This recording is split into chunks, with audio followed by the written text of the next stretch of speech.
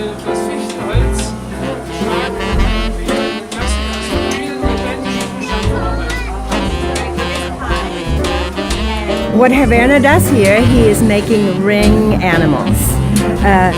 He starts with a block of wood that is fresh, still green, we call it green, and it's not dried because he explained to me earlier that you cannot dry a whole trunk of wood because it would split and then there would accidents would happen.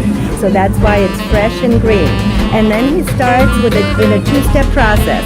First, he carves out the legs and he does it by feeling it, the thickness. He really wants to make sure they are thick or thin enough, and that's the first step. And then he takes it off and turns it over, and then he carves the back, the head, and the ears, and then it still doesn't really look like an animal until they start splitting it, and then it looks like this. And Herr Werner comes from an area in Germany that's called the Ohr Mountains. It's in the corner of the Czech Republic and Poland, Germany.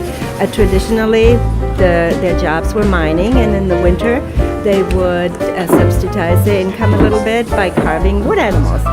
And it's also called the toy capital of the world in that area because that's what they did. But that wasn't very lucrative.